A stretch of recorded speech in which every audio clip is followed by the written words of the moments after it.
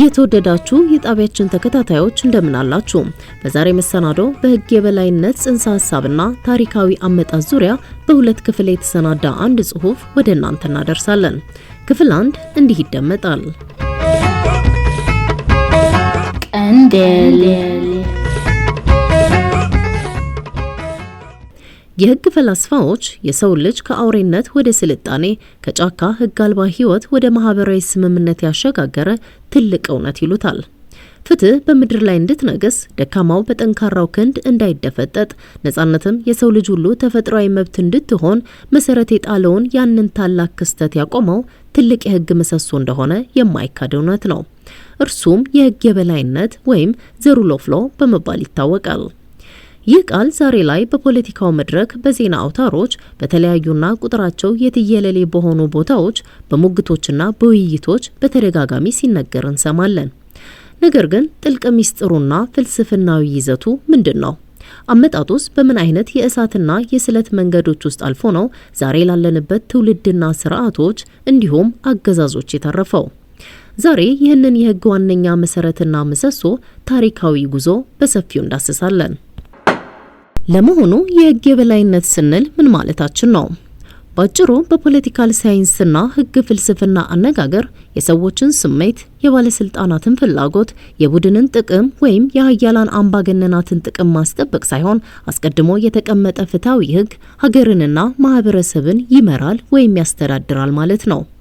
ይህ አባባል ሲተነተንና ሲተረጎም ንጉስም ሆነ ፕሬዝዳንት፣ ባለስልጣንም ሆነ ተራው ዜጋ፣ ባለሀብትም ሆነ በዝቅተኛ የኑሮ ወለል ላይ የሚኖር የህብረተሰብ አካል ሁሉ ያለ አንዳች ልዩነትና አድሎ ከሕግ በታች ነው ማለት ይሆናል። ማንም ሰው ከሕግ በላይ ሊሆን አይችልም። ከሕግ ጥላ ስር ውጪም ከቶ ሊሆን አይችልም። ስልጣን ላይ ያሉ መሪዎችም ቢሆኑ የፈለጉትን ማድረግ አይችሉም። ማድረግ የሚችሉትና ሕጉም የሚፈቅድላቸው ሕጋዊ አሰራሩን ብቻ ተከትለው ዜጎችን ማገልገልና እንዲገለገሉበት ሁኔታዎችን ማመቻቸት ነው። ምክንያቱም ስልጣን የህዝብና የሕግ እንጂ የእነርሱ ማለትም የባለስልጣናቱ ፍላጎት ማስፈጸሚያ መሳሪያ አይደለም። እዚህ ላይ ግን ትልቅ ጥያቄ ማንሳት ያስፈልጋል። የሕግ የበላይነት ስንል በወረቀት ላይ የሰፈረ ማንኛውንም ሕግ የሚመስል ሁሉ ማክበር ማለት ነው? ጨቋኞችስ የገዛ ሕጋቸውን አውጥተው ሰውን እያሰቃዩ ሕግ እያከበርን ነው ቢሉ ህዝብ ይቀበላቸዋል? በፍጹም። ስለ ሕግ የበላይነት ስናወራ ቅድሚያ ሕጉ ራሱ ሕግ ሆኖ ለማገልገል የሚያስችል ባህሪም ተፈጥሮም እንዲሁም ሕግ የሚሸት ሞራል ያለውና ፍትሃዊ መሆኑን ከግምት ውስጥ አስገብተን ነው። ስለዚህ ሕግ ሆኖ ለማገልገል መስፈርቱ ምን መሆን አለበት ለሚለው ጥያቄ የሕግ ሊቃውንት በሁለት መንገድ ከፍለው ይመልሱታል። አንደኛው መደበኛ ትርጉም የሚባለው ሲሆን ሕጉ እንዴትና በምን ሂደት መውጣት እንዳለበትና ግልጽነቱና ተደራሽነቱ ላይ ያተኩራል። ሕጉ አስቀድሞ የታወጀ ግልጽ፣ በሰዎች ዘንድ ሊታወቅ የሚችልና ወደፊት የሰዎችን ሕይወትና ንብረት በጥላው ስር የሚገዛና የሚያስተዳድር መሆን አለበት ይለናል። ይህም ማለት ሕጉ ከመውጣቱ በፊት የተደረገንና የተፈጸመን ድርጊት ወይም ወንጀል ወደ ኋላ ተመልሶ መቅጣት ወይም በሕግ ተጠያቂ ማድረግ የሕግ ባህሪና ተፈጥሮን ስለማያመለክት ፍርድም ዳኝነትም መፈጸም የለበትም። ይህ ደግሞ ነን ሪትሮአክቲቪቲ ይባላል። ዛሬ ወንጀል ያልሆነን ድርጊት ነገር ግን ነገ የመቅጫ ሕግ አውጥቶ ትላንት ይህን ወንጀል ፈጽመሃል ብሎ ሰውን መቅጣት የፍትህ አምድን ከመስበር ባሻገር አግባብነት የሌለው ድርጊትም ነው። ሕጉ ተጻራሪ ሀሳቦችን የማያስተናግድ ለማንኛውም መደበኛ ሰው ግልጽ የሆነና በቀላሉ ሊተገበርና ሊተረጎም የሚችል መሆን አለበት። ሁለተኛውና ይበልጥ ረቂቁ መንገድና ዘዴ ደግሞ ይዘታዊ ትርጉም ይባላል። ይህ ደግሞ ሕጉ በራሱ ፍትሃዊ መሆን እንዳለበት ያሰምርበታል። ፍትሃዊ ያልሆነ ሕግ የሕግ የበላይነትን ሊያረጋግጥ አይችልም።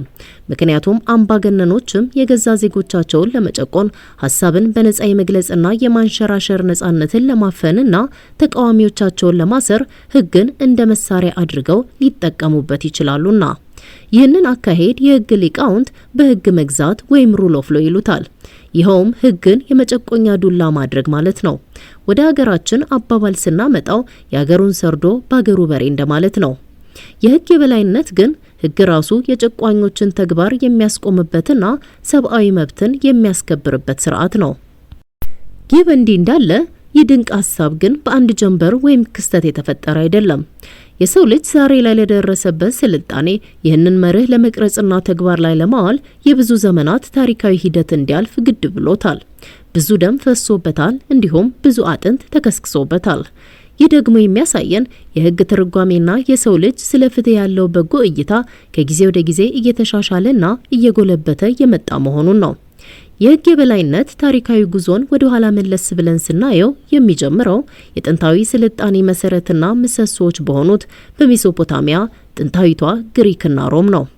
በብሉይ ዘመን በጥንቷ ሜሶፖታሚያ የነበረው ንጉስ ሐሙራቢ ህጎቹን በድንጋይ ላይ ቀርጾ በህዝብ ፊት እንዲቆም ሲያደርግ የመጀመሪያውን ህግ ይፋ የማድረግና የመመዝገብ እርምጃ አሳየ።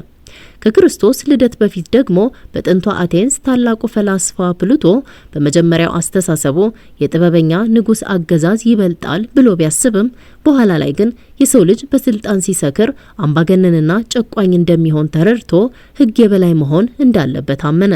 ከዚያ ደግሞ ታላቁ ፈላስፋ አርስቶትል በአቴንስ አደባባዮች ላይ ቆሞ ለህዝብ ሲያስረዳና ሲሞግት እንዲህ ብሎ ነበር። ከማንኛውም ግለሰብ አገዛዝ ይልቅ የህግ አገዛዝ ይበልጣል። አርስቶትል አስተዋይ ስለነበረ የሰው ልጅ ምንም ያህል ጥበበኛ፣ የተማረና በመልካም ምግባሩና ደግነቱ ምንም ያህል ወደ እግዚአብሔር የቀረበ ቢሆንም በስሜት፣ በራስ ወዳድነት፣ በስግብግብነትና በጥላቻ ሊመራ እንደሚችል ያውቅ ነበር። ፍጹምና ገለልተኛ ሊሆን የሚችለው ግን ስሜት አልባውና ከስሜታዊነት ነፃ የሆነው ፍትሃዊ ህግ ብቻ እንደሆነ ተገነዘበ። በጥንታዊት ሮምም እንዲሁ የህግ ፍልስፍና ከፍተኛ ደረጃ ላይ ደረሰ። የ12ቱ ሰሌዳዎች ህግ በይፋ ለህዝብ ተዘጋጀ። የህዝብ ድምጽ የእግዚአብሔር ድምጽ ነው የሚል የበፊቱን ህግ የኋለኛው ህግ እንደሚሽረው የሚያሳዩና ነፃ እንሆን ዘንድ የህግ ባሪያዎች ነን የሚሉ የመጀመሪያዎቹ የህግ መርሆች በጥንቶቹ ሮማውያን ተቀረጹ። ነገር ግን የህግ የበላይነት ታሪክ በትልቅ ወርቃማ ቀለምና በትልቅ የደም መስመር የተጻፈው እንደ አውሮፓውያኑ አቆጣጠር በ1215 በእንግሊዝ ሀገር ነበር። በወቅቱ እንግሊዝን ያስተዳድር የነበረው ጆን የተባለው ንጉስ ጨካኝና አምባገነን ነበር። የፈለገውን ያስራል፣ የፈለገውን ይገድላል፣ የዜጎችንና የባለሀብቶችን ንብረት ያለ አግባብ ይወርሳል፣ ያለ ህጋዊ አግባብ ከመጠን በላይ ግብር ይጭናል። በአጠቃላይ ፈላጭ ቆራጭ ወይም እሱ ራሱ ህግ ነበር ማለት ይቻላል። በመጨረሻ ግን የሀገሪቱ ባለሀብቶች፣ የሃይማኖት አባቶችና ምዕመናኑ ይበቃል አሉ። ንጉሱን በኃይል አስገድደው ሩኒሜድ በሚባለው የሜዳ ስፍራ በአንድ ጠረጴዛ ላይ ያስቀመጡት። እዚያ ጠረጴዛ ላይ ታሪካዊ ሰነድ ተፈረመ። ስሙም ማግና ካርታ ወይም ትልቁ ቻርተር ይባላል። ይህ ሰነድ ለዓለም ያስተዋወቀው ትልቅ ሚስጥር አለ። ይህም ንጉስም ቢሆን ከእግዚአብሔርና ከህግ በታች ነው የሚል ነበር። ከዚያ ቀን ጀምሮ ማንም ነፃ ሰው በሀገሪቱ ህግ መሰረት ካልተፈረደበት በቀር ያለ ህጋዊ አግባብ በቁጥጥር ስር እንዳይውል፣ ሊሰደድ ወይም ንብረቱ ሊወረስ እንደማይገባ ተደነገገ። የነገስታት ፍጹም አምባገነንነት ያከተመበት የመጀመሪያው ትልቅ ምዕራፍም ይህ ነበር። ይህ ሰነድ በራሱ ሙሉ በሙሉ በቂ ባይሆንም ለሌላ ተጨማሪ የገዢዎችን ስልጣን የመገደብና የህግ የበላይነት ፍላጎት አነሳሳ። እንደ ትልቅ የነጻነት ግብም መታየት ጀመረ። ዘመናት ነጎዱ። በ17ኛውና በ18ኛው ክፍለ ዘመን የአውሮፓ አዲስ የአብርሆት ዘመን ወይም ኤጅ ኦፍ ኢንላይትመንት መጡ። የሰው ልጅ አእምሮ ከጨለማና ከንግስታት ጭቆና ቀንበር መውጣት አለበት የሚሉ እንደ ጆን ሎክ ያሉ ታላላቅ ፈላስፋዎች መድረክ ላይ ወጡ። ሎክ ሲናገር ህግ በሌለበት ቦታ ነጻነት የለም አለ። የመንግስት ዋና ተግባርና የህልውናው ሚስጥር የሰዎችን ህይወት፣ ነጻነትና ንብረት መጠበቅ እንጂ የራሱን ፍላጎት ማስፈጸሚያ ጨቋኝ ህግ በዜጎች ጫንቃ ላይ መጫን እንዳልሆነ አስረዳ። መንግስት ይህን አደራ ካላከበረ ህዝቡ የመሻርና የመቃወም መብት እንዳለው አስተማረ። ሌላው በ18ኛው ክፍለ ዘመን የአውሮፓ አብርሆት ወይም ኢንላይትመንት ዘመን የነበረ ታዋቂ ፈረንሳዊ የፖለቲካ ፈላስፋና የህግ ምሁር ሞንቴስኪዮ ደግሞ ለዲሞክራሲ እጅግ አስፈላጊ የሆነ የመፍትሄ ሀሳብ ይዞ ቀረበ። ስልጣን በአንድ ሰው ወይም በአንድ ተቋም እጅ ከወደቀ መበላሸቱ፣ አምባገነንነት መንሰራፋቱ አይቀሬ ነው። ስለዚህ ስልጣን መከፋፈል አለበት አለ። ታዲያ ይህ የስልጣን ክፍፍል መርህ ዛሬ ለምንኖርባት ዓለም የዲሞክራሲና የህግ የበላይነት ዋና መሰረት ሆነ። የተከበራችሁ የጣቢያችን ተከታታዮች በህግ የበላይነት ጽንሰ ሐሳብና ታሪካዊ ዳራ ዙሪያ ያቀረብነውን ጽሑፍ ክፍል 1ም በዚሁ አጠናቀናል።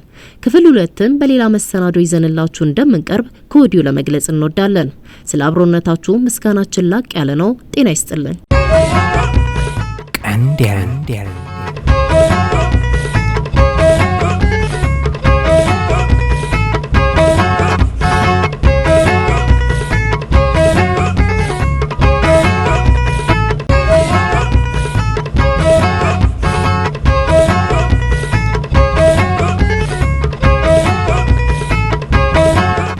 Candela